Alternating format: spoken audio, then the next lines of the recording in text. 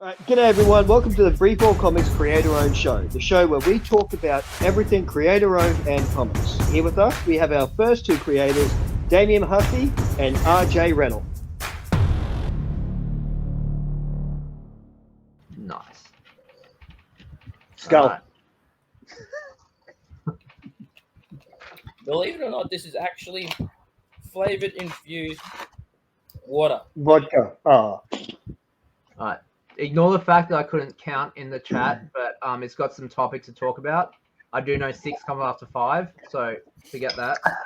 You didn't know that 6 come after 5? No, I had a dyslexic moment when I was writing. It's like shit. So yeah, You don't want to give a welcome back to episode 2. Wow, bow, bow, bow, bow. You need a water. Welcome back. Welcome back, everyone. Welcome back, guys. All right. Long time no see. Ha! Like, with my life the way that it is right now, it actually does feel like it's been a long time since I've seen you guys. Yeah, but you annoy me a lot. You annoy me a lot during the day, so we're fine with that. We're still in contact. It's like... It's funny how annoying I come out in text when I'm actually just speaking. Yeah, like the other day. You got really shitty at me. Like, no. Me and Russ had our first little dummy spit the other day. It was great. I missed it. I probably opened the chat and then closed it. I've been kind of on like hiatus from messaging and stuff. I've just had like an absolute mental week. Yeah, so I do need to send the script over to you for the movie I'm working on, though, Lucas. Because I think you're going to have a field day with it. I'm keen. I'm always good to read new stuff. Pretty fucking full on, man. I mean, the crux of More it erotica? Is it another one of those dirty books that you gave me last time? Well, surprisingly, because I have an aversion to writing unnecessary nudity or sex. So never see my stuff with unnecessary elements in it. But this short film, which we're actually thinking of pitching as a pilot episode for a TV series, anthology horror, kind of like Cabinet of Curiosities that Guillermo del Toro did last year. Oh yeah, yeah, that's good. I didn't mind that. Some of them are good. Yeah. So each episode will be a completely different story and everything. But the first one is about the one that I'm working on right now. It's about a guy who uses dating apps in order to trap his victims so he can beat them to death. But he goes to... I shouldn't laugh. Why do I laugh at that? Sorry. It's comedy. It's a rom-com. Well, it technically does have the aspects of a rom-com, and that's the fucked up part about it, is that I play it like it's a so is it comedy or is it like a dark comedy? It's very satirical, yeah. Okay, yeah, I like a dark comedy. Yeah, so it's got a lot of funny moments in there and stuff, but it also is very, very confronting. Yeah, you gotta mix it up. Otherwise, people just get sad and walk away. Well, the thing is too, like, if I didn't put humor in there at all, it'd just be way too dark. Yeah. Yeah, there's always got to be some balance. It can't you can't just have one tone and be like, blah. That's what you get the entire way that's through. What I think the only reason Deadpool works is because of the comedy in it. If you took out all that comedy, Deadpool would be like the most darkest drama ever made. Absolutely disgusting. That's the problem with things like I personally liked Game of Thrones until the 8th season, which was just a major fuck up. Yeah. But I'm not big on world building for no reason at all. So I really like the politics in that series, and how bloodthirsty it got. But with my stuff, I like all my characters to be connected by something. So the dating app is what the guy uses to get his victims, but he gets in contact with a woman who knows his whole MO is a serial killer, and she uses it against him. Yeah. What's the name of the dating app? Have you named the dating app? I was curious. No, I haven't named the dating app yet, but I'm looking at all the different ones like Bumble and Tinder and all of them, and I want to call it something that's sort of like when people see what it is, like it makes them kind of like not really laugh out loud, but you know, that tongue-in-cheek sort of thing, like, that's a dating app. Yeah. For my last film, we created one just for everyone's, like all the casting crews profiles when we were doing it. We just called it matches, and it had two like matchsticks with like flames. So it was like, oh, we've matched kind of thing. So that's cool. Cheap, tacky, but it worked, and we didn't have to like worry about like using Tinder or something like that. That's actually a cool idea. Yeah, but you can use it if you want. I actually probably will. Yeah, I've got all the templates there. So, yeah, well, I mean, if you want to send them over to me, man, I would definitely appreciate it. You guys just created a cinematic universe. It's like of dating apps. But yeah, it's just something that I worked on 5 years ago, and ever since then I've just been doing draft after draft after draft, trying to just scale it back or, you know, make it affordable. But then now I've got an Oscar-winning makeup artist attached, except for the contract. I've also got a American feature film producer who, like I said, is a PGA member and a member of SAG. Nice.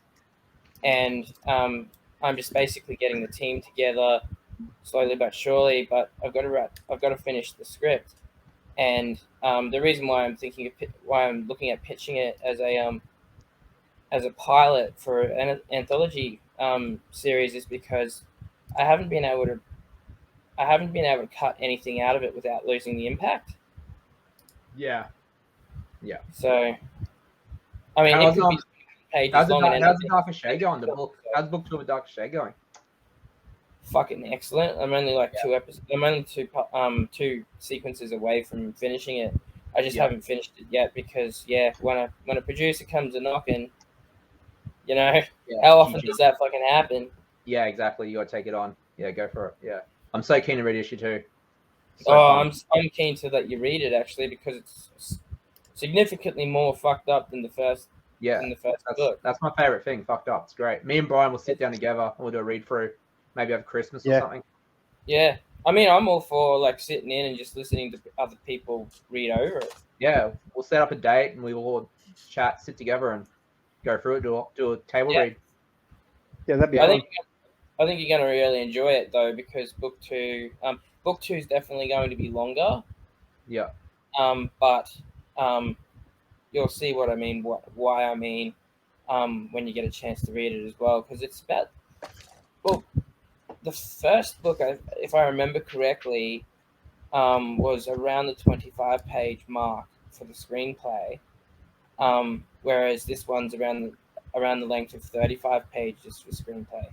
Yeah. Same book. Is it going to be the same?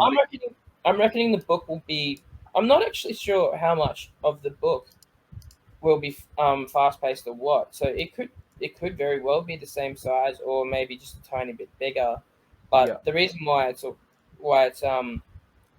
so much longer in script too is because of things that happen that I need to explain. So it's probably really over-explained and it could be narrowed down.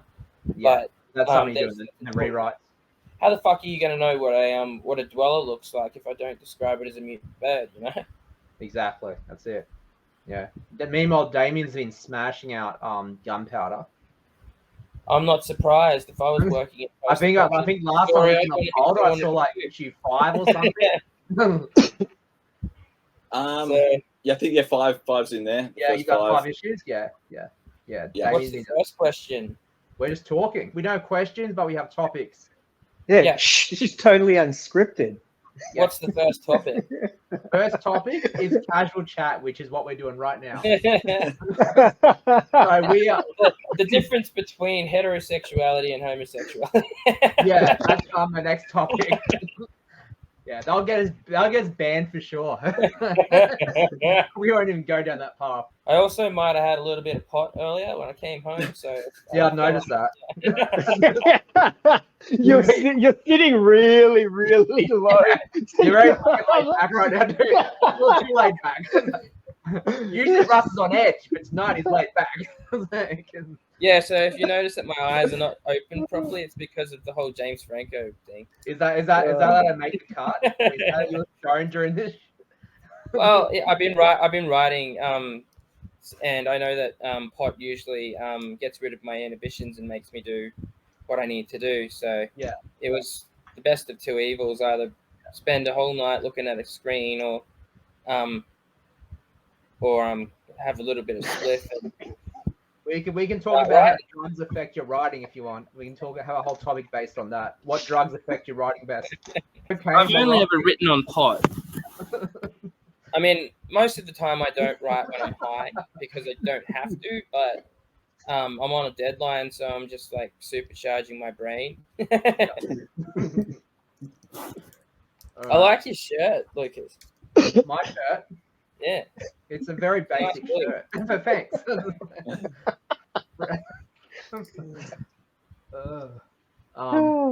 So is that coffee, Brian, or is that alcohol? Nah, it's coffee. He just felt the cheek. Whoa. Yeah, I've been a bit on a rocking chair. I still have not cleaned up my area where I can just sit so comfortably. It looks clean to me, mate. How are you feeling about the new pages of the Darker Shade? I'm interested to see where Rick takes the 22nd. The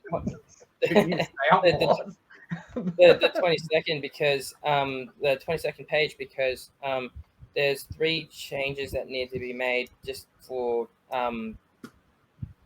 overall meaning, I think. Yeah. But it's yeah. I mean, the 21st page was excellent, and I'm really excited to see that come to life in the coloring too, because of the one where he's coming through the wall. That shot of him coming through the wall. As soon as I saw that, I said, "Can we get that on a shirt?" I know, it's fucking like cool. Coming through someone's chest almost would look sick. It's so cool. Yeah, I love that. I don't know how many pages all that will it be? But how many pages, Russ? Pardon? How many pages in total? For what? For your book. Your book. For the whole thing. Yeah. For the whole thing. Yeah. The first book will be 60 pages, but 13 of those pages will be like concept art and things like that. Like there's a thing in the end of my first book. It's called The Umbilicus.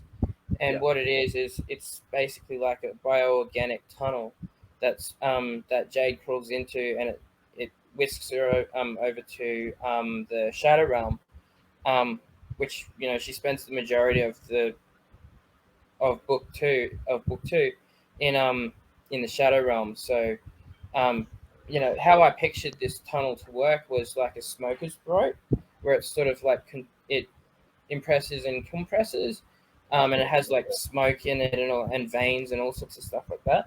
I can't use this for the chat. Hey, I can't use this for the chat, right? Yeah, I don't mind. You don't mind? Isn't it like a big spoiler? Well, I mean, it makes people want to watch it. I get to read it. I mean, I don't mind. I'm just asking you. Like, it makes me curious. I want to see how you're going to do it. It's just like each. Exactly. Especially an image. Yeah. Well, that's the biggest thing too. Is that's why we need concept art as well for the Umbilicus, is because I want to sort of one of the pages toward the end of the book in the concept area. I want to have a one or two page Umbilicus thing that describes what it does, how it works, all that kind of stuff.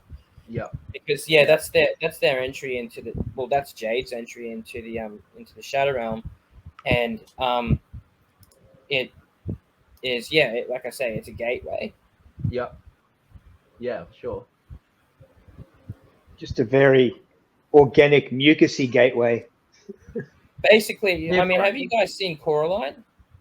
Yeah. You know Coraline, how she crawls down that tunnel? Yep. Yeah, well, it's sort of like that. It's just what makes it different though is it's got smoke in it, and it's vertical. It's not horizontal. That's cool. Yep. Yeah. So she basically has to crawl down it like she's abseiling or climbing down using. So just hands pinned to the wall and just kind of.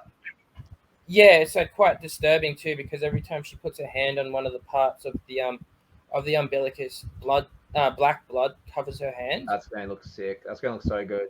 Yeah, I love that. So look. yeah, it's awesome. It's one of the most horrifying parts of the entire book because I like to with the first book because it's the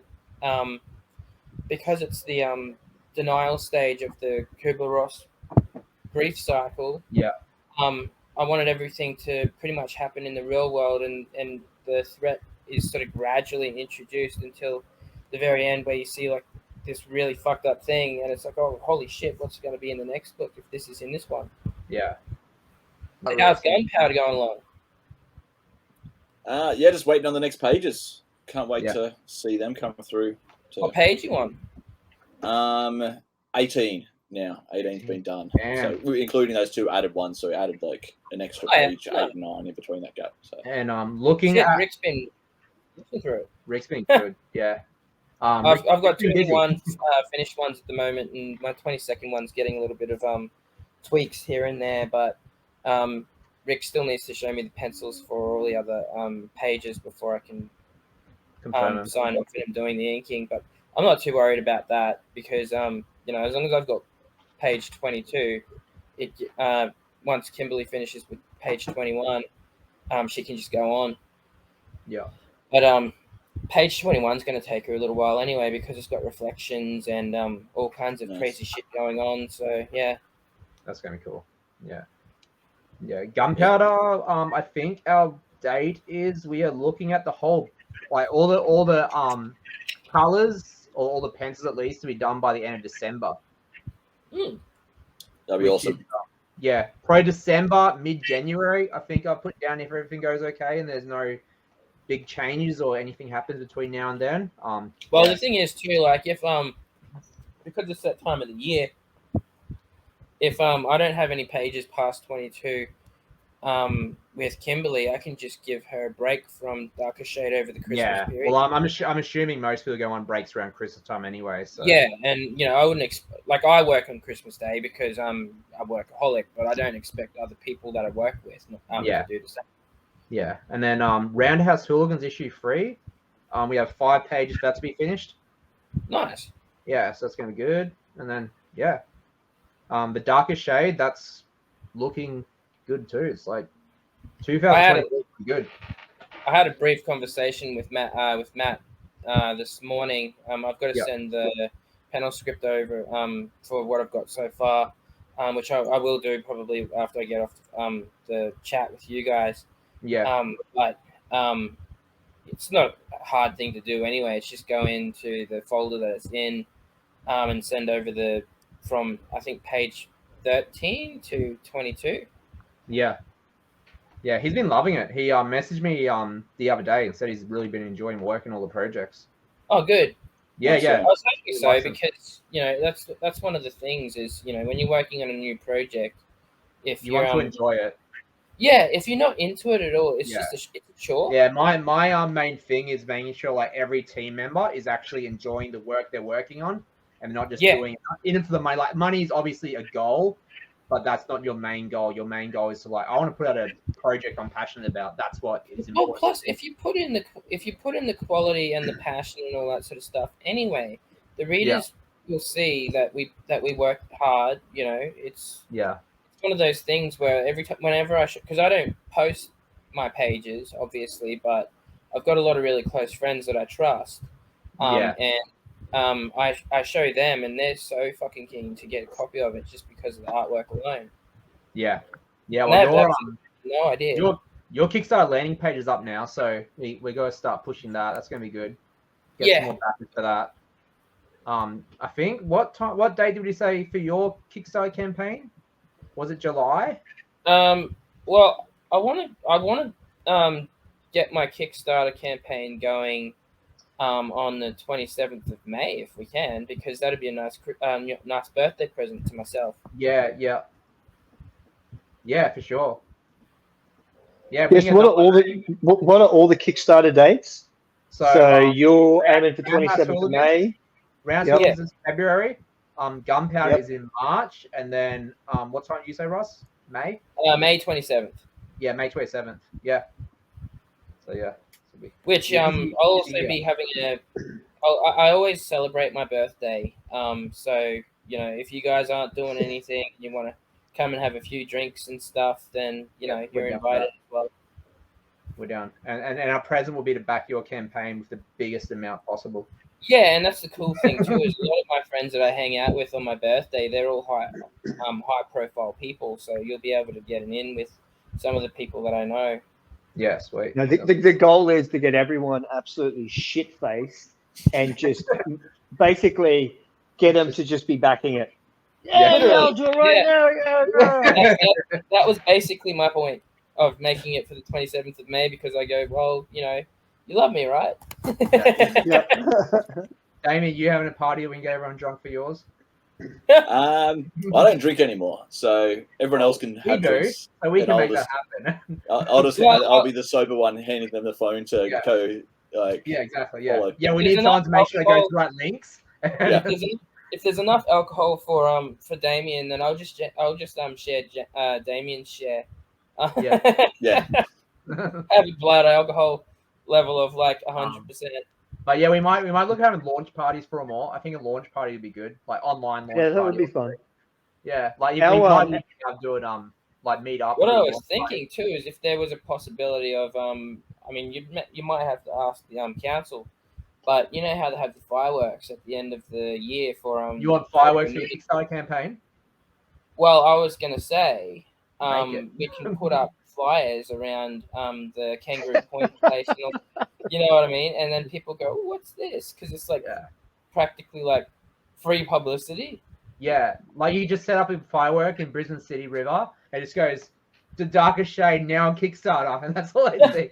Well, don't actually do that, because you don't tell them. You just do it. Like otherwise, you got to pay permits, and then you got to let I think houses with an X amount of Ks know in case they have pets and things are going to be going off, and it's going to cost you a few grand, or you can just sit out there and light some fireworks and just fucking run for it.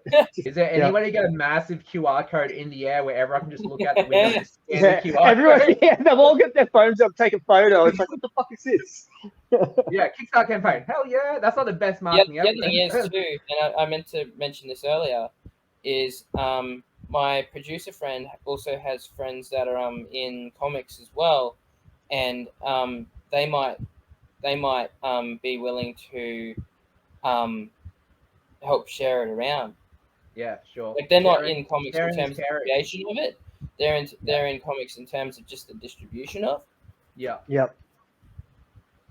Yeah, man. At the end of the day, it's like networking's so important. Like, it's just word of mouth networking, getting it out there online, just as many people to see it. Like, well, that's why I do the public speaking stuff, because it gives me an excuse to talk about to talk about Freefall, but also about Darkest Shade. Like on the night when I presented for Peter Kavari, I basically shamelessly promoted Freefall Comics, and people were coming up to me, and people are interested in shit like that. If you're a creator, because there really isn't that many people that are going above and beyond and trying to make the project in any way that they can. If they hit a snag and then they go, oh well, we can't do this because it's too expensive. And the thing is that the only way you can fail is by not doing. Yeah. And every failure is just a learning experience anyway. Exactly. Unless you give up. Nothing teaches people better than failure, because it teaches humility, but it also teaches you where your boundaries are. I mean, it's the same thing as getting into a fight. Like in Fight Club, where he says, how much could you know about yourself if you have never been in a fight? And it's 100% true. It's just this is a completely different kind of fight than what they do, where we're fighting for our for our careers to take off. Oh yeah. All right, let's talk about Gunpowder again. Can you throw the Gunpowder landing page up there? Present, share screen. Let's hope I don't share the long screen. What? Do it. All right, here we go. Share it. Can you see it? Are we in? Oh, it's the right screen. Oh, that's cool as fuck. Yeah. So, do you want to show everyone? Should we show everyone what goes on behind the scenes of a Kickstarter campaign? Yeah, tell us how much work goes into it. How much work goes into it? Well, Yeah. where do we start? A lot of late nights and early mornings. Damien, you did the video, which is great. We don't need to watch that now because I feel as though we've seen it before. Do we want to watch the video? No, I think Give us a teaser. Give me a 10-second teaser. All right. That just comes up with gratuitous pictures of penises. Yes. Hi, I'm Damien, and I'm the creator of Gunpowder. Nice flame. I've written and directed 2 feature films, and I've been a cinematographer for over 10 years. Let us know when you want me to stop from going down. Gunpowder was originally conceived as a feature film, and we even shot a concept trailer for the screenplay. It's an epic story set in a post-apocalyptic world where the forces of hell have overrun a small town and threaten to destroy what's left of the world. It's up to a small band of flawed survivors to fight them back, while at the same time battling their own inner demons. I think having the live action blend with was awesome. Yeah, it's Yes. so good. Who's Damien's colorist? Daniel Jr. Yeah, Daniel Jr. Yeah, he's awesome. He's really good. I like the textures and stuff. It looks really Yeah, cool. the grunge effect we spoke about in the last chat. Yeah, it's really good. It's unreal. All right, back to the Kickstarter. Let's go through it. Let's tell everyone what is involved. So, Freefall Comics creator-owned logo, which was just a mock-up that I did. I feel like, do you think it's the same? Anyone who's actually ever created like their own website, or even like just a pitch document, like towards films, projects, whatever. It's just a never-ending. It's very similar to doing a website without the coding aspect. Yeah. So I got the basic information there. I kept it very similar to That's really cool. You know that image right there? This one? Yeah, that looks almost biblical. Yeah, you said it the first time you saw it. I remember you saying that. Well, it's meant to, like, there is like biblical kind of end of days, like that's some of the themes that are within it. So that's awesome if that works. Yeah, it definitely does. I mean, straight away when I look at it, I'm just like, man crossing desert, Moses story. Yeah, it's awesome. It's a good image. So yeah, to the right side we have all of the awards. These might change, so this isn't the actual last version. They're going to be changed probably down the track, but you get to see it all laid out, which is cool. So just even explain it for people who may not know. Like basically, Kickstarter's broken down into like obviously crowdfunding, but broken down into different tiers of support. But like it's not essentially we're giving you money for nothing. Like you are helping fund the product, and in return you're also purchasing something from it. So that's exactly right. Digital to physical copies, and added extras, little bonuses, things like that, just depending on your budget. And like when I say, like when I tell friends, like because like everyone, lots of people are doing it tough at the moment, but when we say like there is a tier for everyone, like we literally mean it. I mean, like when you go from a digital teaser for like $7-8 to get like essentially a PDF, like that's not much money to throw in some support and also get a really great product out of it. But it's also one of those things, if you get 20, 100 people throwing that in. Yeah, and also like comic books might not even be your thing, but you still believe in the vision of it. So it's like a pledge without reward, where you just. Oh, you might have people that just like the fucking artwork and just want it for the artwork. Yeah, like we hope everyone who backs it, we hope they want to buy a book as well. But if you don't want to buy a book, but you still want to throw in some money, that's a possibility. Yeah, exactly. Yeah, that's what I actually think is good about like this, because like I remember knowing different people who did projects like Indiegogo or Kickstarter back in the day for film and things like that, and there's no guarantee that anything's ever gonna come out of it. And you might, if you're lucky, get a movie and you've chipped in 10, 20, 30 bucks, whatever it is, or you get a poster or something, and like that's cool and all, but you're kind of just paying for someone. Not that it's too different, but I feel like you're just paying for someone. I want to go make a movie, whereas with this, you got a physical item. Yeah, exactly. That's why that's why I spoke to Lucas about making my Kickstarter about the printing of the first issue, because that way what they're paying for is not for it to get made, but for them to have a copy. That's right. It's we've already paid for these to get done. That's just then like for the next issues and the next ones and postage and whatnot. So it's not us going, hey, I want to go do something. Can you please pay for it for me? Yeah, exactly. Yeah, it's like, and we don't. The thing is, we don't make any return profit on these campaigns. It all goes towards shipping it, and anything left over will usually go towards any extra rewards we give out, or it will go towards the next book in the series, which is great. Before I start, on the second book as well. When we start doing a Kickstarter for that particular book, I want to get some of the action figures built. So I'll be helping Robbie with his panel script first, and then going on to Darkest Shade, because that'll give me time to be able to get my guy who can build the 3D printed models and stuff. Yeah. To be a tier. That's really cool. I was wondering about action figure type things. I've looked on websites where you can get them made. Action figure as an award is going to be so cool when we can get to that point.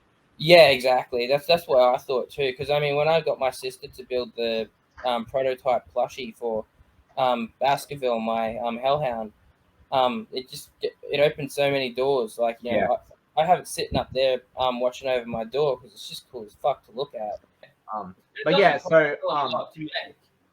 With every future campaign that Freefall Comics do, we are going to have a Freefall Comics digital bundle, which will have every single book under our label. So you'll get a lot, which is going to be really cool. So up to that point, up to that point, So you're going to issue 1, issue 2, and issue 3 of Roundhouse Hooligans, plus Gunpowder issue 1, and then when Darkest Shade's there, then they'll be able to get all of the previous books that have come out Freefall Comics, including Gunpowder, which would be good if they're new to the company.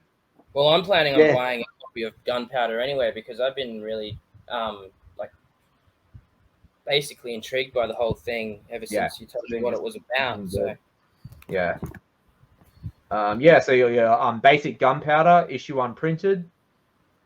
Then the variant cover, which is absolutely amazing. Wilton Santos and Kimberly Brom just nailed that so well.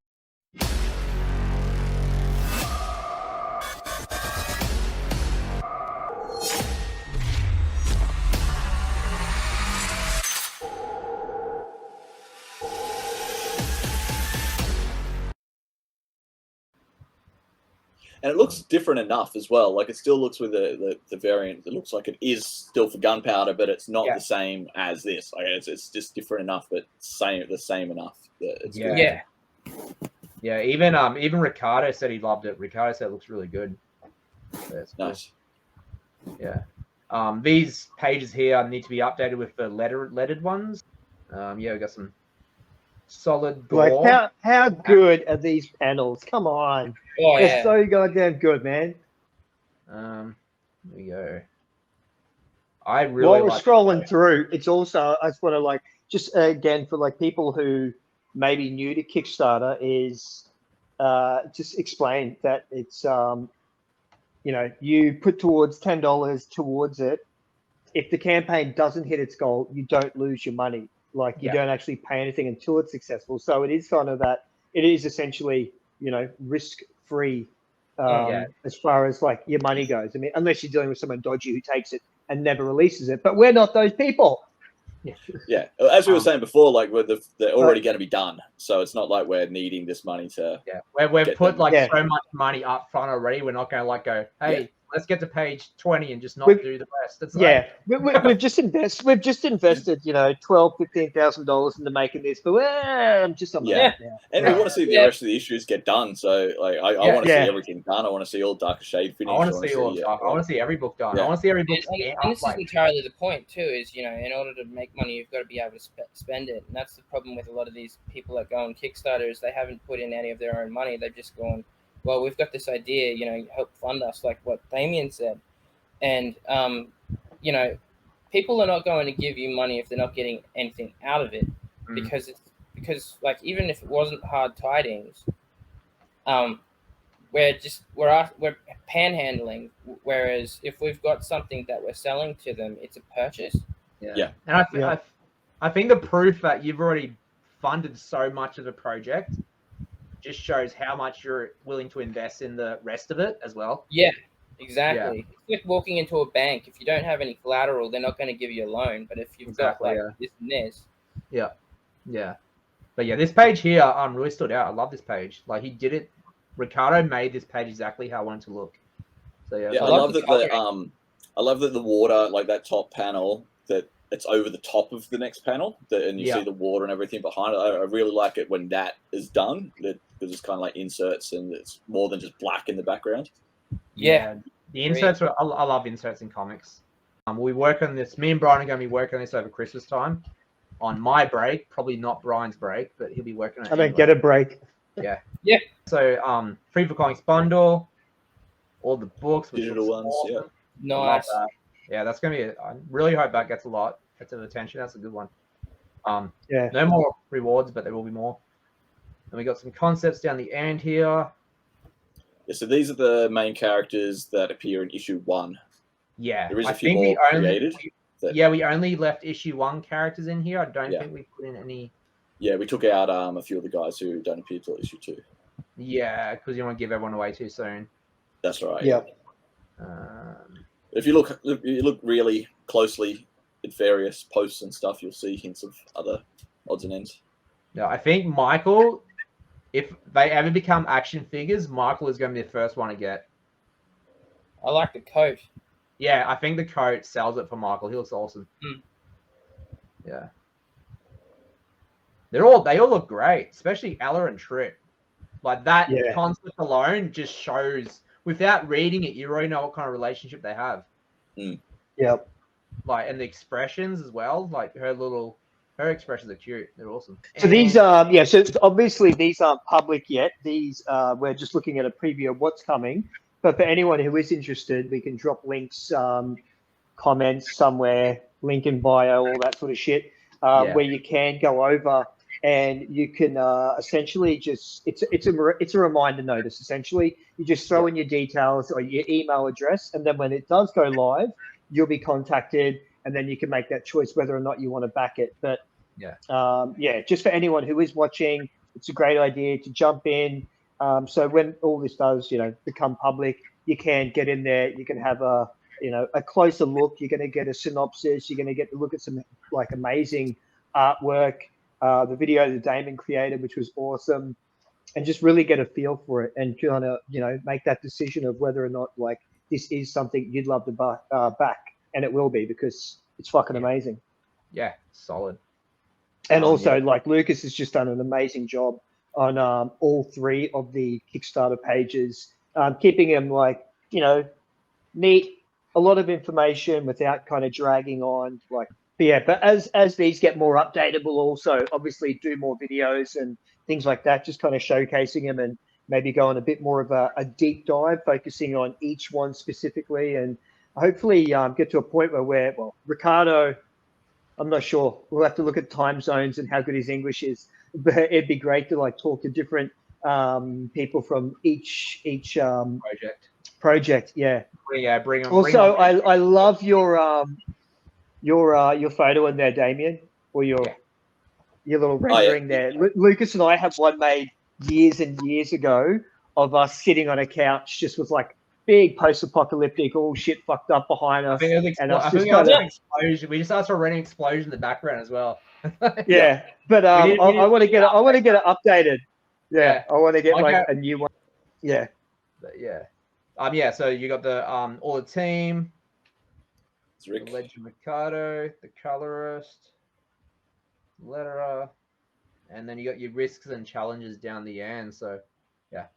That's right. That'll be a pretty standard thing, just saying that like there's always the chance that stuff won't happen, but like we can pretty much. Yeah, it's more to do with a lot of the risks for me is more to do with the shipping, because shipping is something that can change. Like your cost might be this much, but then those costs could easily change before like it ends, which is what me and Brian found out when we did our last campaign. I think we ended up spending like an extra $1,000 to get everything shipped out of our own money, which we just didn't think of when we did the campaign. That was like a big mistake that we made. We were not anticipating so many overseas backers, to be honest. Yeah, right. And we were shipping to some random fucking places, man. It was wild, and like just like it's like just some of the addresses. You're like, how do I even fill that in? Like, I'm used to Australian that's cool, addresses. Yeah, but I think like some of them came like $50 AUD to send to different countries. I'm like, well, that's a lot. I think there was a couple that even tipped over the $50 mark. It was just some hidden costs that things we've kind of learnt second time around, and obviously for you guys as well in putting this together, like just some hidden costs that you may not expect. Like we did spend a bit extra on packaging, but like we didn't want to go cheap on that because we wanted every comic book to arrive in perfect condition, because it's exactly how I'd want to receive it. We had a lot of the people backers that messaged us back saying it came in perfect condition. Thanks for putting the extra work, which was really good to know. I mean, it was not eco-friendly, I'm afraid to say. We had plastic sleeves, bubble wrap, but we wanted like everything to arrive in mint condition because print 1, issue 1, like hold on to it. It's gonna be big. Like styrofoam boxes for gunpowder burgers. Yeah. Also, that plushie. Good luck fucking shipping that. Yeah. Or just send like the actual felt or material. Like you need to stuff it yourself. But here you go. But so we've definitely been conscious this time around, even of like what extras you add. Just thinking about it, and like it's how am I going to ship that out, and the difference between sending a small A4 box to having to send a larger box is a lot. I feel as though the hardest part of any Kickstarter campaign is the shipping. This part for me, I'm enjoying this part, making the campaigns, and then the actual when it goes live is fun if you're actually hitting budget and you're getting a lot back. It's like, yes, this is awesome. I think me and Brian, the first night, I remember we stayed over. Brian stayed at my house. I'm on the Sunshine Coast. And Brian messaged me like 12 o'clock at night, I think it was, on the first day and said, we've already made budget. We've already hit our target. No, that's when I stayed over with you. So we stayed over at that place, and we were like, okay, it's going live. We're stressing balls. We're like, let's just have a couple of drinks. Whatever happens, happens. Like we honestly, we were like, we can definitely do this. We can definitely do this. Like we can hit target. But at the same time, we're like, there's always the possibility we won't get it. And we're just hanging out. We're drinking. I don't know what the hell we were drinking, gin or whiskey, or probably both. And, just doing the old refresh. Oh, shit, we got a backer. Refresh. Fuck, we just jumped to 20 backers. And I think we went to bed at about 70%. And we were like, this is insane. And we woke up to fully funded. And we were like, you had 30 days to go. I was anticipating 30 days of gut-wrenching anxiety and stress, and literally woke up to go and we made it, like, already. And then such good feeling. We were so unprepared, we hadn't even created any additional perks. Yeah, we had to like we didn't think we'd do it. We thought we'll just get it. No, first, like, I think it was under 13 or 14 hours fully backed, and then it's like, fuck, we need to think of some shit to send out as additional, like some little extra bonuses, because I think we ended up going a couple of 100% over, or something. I can't remember, but it was it was few $1,000 over, which is really good. Yeah, that's amazing. good because that then just goes towards the next one, right? The next issue. Oh, well, you think so, but no, it didn't. We're on shipping. Oh, that's right. Yeah, it was supposed to go towards the next one, but yeah, because first time we made a lot of rookie errors and a lot of a lot of extra little hidden costs we didn't anticipate.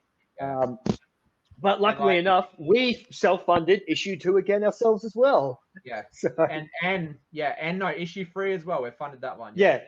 We've like fully funded the creation of each one again. So essentially, like yourself, it's like we believe in it, we're backing it, we know it's going to be big, we know it's fucking amazing, it's a killer story, killer artwork. Yeah. All we're asking is for you to kind of take a chance on it, read the first one, you'll fall in love with it. And then essentially you're just paying for our print run, and so we can ship it out to you. And then, how did issue 2 go? Did I'm assuming a lot of the people would come back to get it, and then you build new fans as well. Issue 1, issue 2 was one whole campaign, so it was a standing campaign. Yeah. So we fully funded issue 1, issue 2. Mm-hmm. Yeah, we released both at the same time. Yeah, which I thought that was also a big winner for us, having 2 issues available. But yeah, that was like over several years of hard work and a lot of money. Yeah, it was insane. And we had it digital for a long time, but having that going live with that product of physical product, that was like massive for us. And with the next campaign, we're going to have issue 1, issue 2, and issue 3 available. As well as some variant covers, some merchandise, other cool little bonuses, and we got some exclusive adults only covers for those more into the frisky Ooh la la. stuff. Right? Yeah. Because I've been backing a few different campaigns, and quite a few won't ship international, or if it's issue like 3 or 4, I'm like, I want to get all the physical copies. So I'll go back and get all of them I can. Otherwise, I'll just get the digital ones. But it sucks when you can't get physical things in your hand, so it's good being able to do that and spending that time posting. I've seen a few campaigns where they have like issue 3 or issue 2, but there's no issue 1. I was like, I haven't read issue 1 yet. I want that. I want that. I want the whole thing. Yeah. It's like, if you had issue 1 here, I'd be backing this project for sure. But I'll get on Darker Shade, and I'll bring that one up next. I'll talk about that. But Damien, thanks for coming on again, man. It's been awesome. Cool. Yeah, man. Yeah, catch you later, buddy. Take it easy. Next one is awesome. Thanks, guys. All right, chat to you soon. Cool, dude. Bye. All right. And then there were 3. Took the words right out of my mouth. Are you going to be doing a video? Yeah, Russ. We go work on your video. Yeah, we've been working on it for a while with a guy called Stuart. He's I remember you saying that. Yeah. So the Darker Shade. This one was the one I worked on after Gunpowder, so there probably won't be as much done. Once again, it's not complete, so things will change. Yeah, no doubt. Yeah, but what I'm trying to do is make each one match its own project. Yeah, and make it stand out, which is not always easy because they're so unique in their own way. Yeah. So well, that's why it's good to have the same artist sometimes as well. But like, if I was going to do laps, I'd want laps to look completely different than what Darker Shade looks like, because it's like when you're a director, you obviously want to keep your own quirks and your own traits of your films and stuff, but you don't want any of your films to look exactly the same, because what would be the point on making the next one in the first place? Yeah, exactly. All right, so these pages, oh my god! But the fact that I don't know, I think that was the coloring of Kimberly Brum that she actually pulled focus. Yeah, that's cool. Insane. It's so cinematic. It's funny too, because it hasn't even gotten to the really juicy parts, which happen near the end. Yeah, but like this, for the first few pages, it's like it's already a sell. Yeah, I would not be surprised at all if Rick and Kimberly get some sort of even if they just get nominated.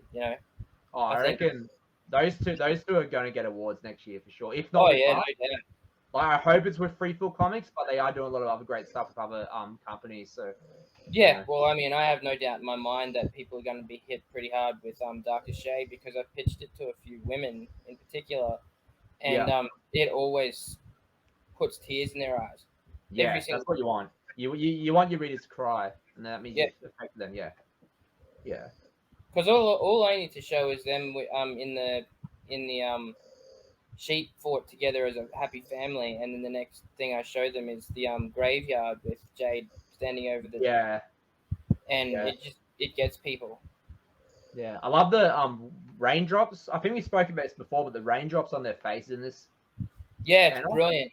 That's why I really in the campaigns you try to add the most compelling images, and these ones really stood out for me. Like, if I saw these images, these are the ones like I wanted back. And when I'm doing a campaign, that's the first thing I look at. Is like, what would I put here that'd make me want to back it? Yeah, I'm still happy with it. Like the picture of the sheet tent by itself with the shadows inside of it is one of my all-time favorite images of the comic. I knew before it was even drawn that it had the potential to be iconic, and when I saw it for the first time, it was like, well, this is just beyond what I thought, because like, you always want to have a good idea of what you're going to get, but with like Rick and Kimberly, it sort of brings it to that next level. Oh yeah, for sure. They're insane. We got a little bit of skin on this image. Still a good image. Another great shot. Yeah, that's... How good's that drain? Oh, Russell? Yeah. That was my idea, right? The drain. I think I put that in the panel. I remember. Well, I was planning not to have one because I always do it with my usual stuff, but it just worked. Yeah, I know. For me, the drain, the whole spiral of the water is like that twisted effect. It's like, because that's essentially it's attention to detail. It's just it's just. It's foreshadowing as well, though. Yeah, exactly. Yeah, and I remember we got this image back, and the colors back, and you said it's too clean. Can we put some mold on the drain? I was like, Daniel. I was like, that was the first time I said, Russ, you're way too fussy. And then it came back. I was like, I know why you said that. It looks good. It looks really good. Well, that's just me when I'm working on anything, because I tend to look at it from the perspective of a filmmaker, and the fact that I'm reading it and seeing these things that could play out actually look what they would look like in live action. And with this page, it has that level of quality of, like, you could see somebody doing this shot in live action. And in movies, there's that whole show don't tell thing. In comics, it's like doubly important. Like, you don't even have moving images, so every still shot needs to like tell a story. Like, you really do want, if you released a book without words and you can flip through and you can still get an understanding and a feel and start to follow what's happening, like, you've nailed it. You're on the right track. Yeah, no, that's a good image. Even the water looks so solid. Oh yeah, it's so sharp, eh? Fuck, he's nailed that. Yeah, and you can tell, like, I just look at both of them. Sorry, not he. They've both nailed it. Like, artist and colorist, like their skin tones, everything. It's just it's a beautiful shot.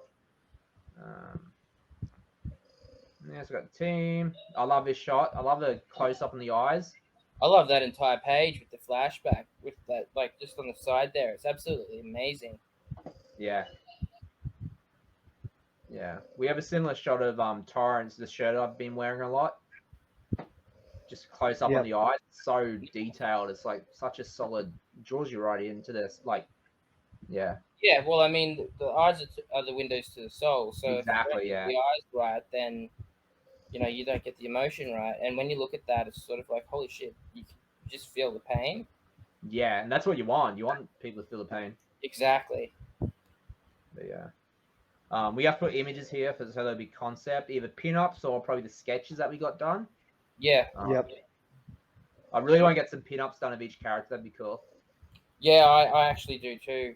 There's a few things that I want done when Rick's finished drawing the comic itself, because I've just had like ideas for it that have nothing to do with the story particularly, but they sort of show the dynamic of the characters, like the Christmas idea that I told you a little while ago. Yeah. I want to get that tattooed on my arm. What, are you going to get tattooed on the arm? Yeah, the inner dream catcher. Yeah. Dream catcher. Yeah. It's a cool image. Love a dream catcher. But yeah, so that is yours, which I'm pretty happy with. We'll probably finish that. I reckon we'll finish that at Christmas time as well. Oh yeah. Smash yeah, out it's beautiful. I like what it looks like. Yeah, can't wait to get video up there and all the rest of it. Still, yeah, you'll have to send us through some teasers or any little things you have of it, even like if it's unfinished, just so we can. I want to see it. But yeah. All right. Well, I think that's everything tonight, isn't it? Yeah, I think next time we might go through the Roundhouse Hooligans one, which is like pretty much 100% done, and we can go like what it looks like when it's finished. Yeah. Yeah, I agree. All right, gentlemen. I'll talk to you Awesome. soon. All right, adios, buddy. Have a good one, man. Bye. See you next time. See you, man. All Kickstarter landing pages are now live for our current creator-owned projects, Gunpowder, The Darkest Shade, and our very own series, Roundhouse Hooligans. Click on the link in the description below to get your copies.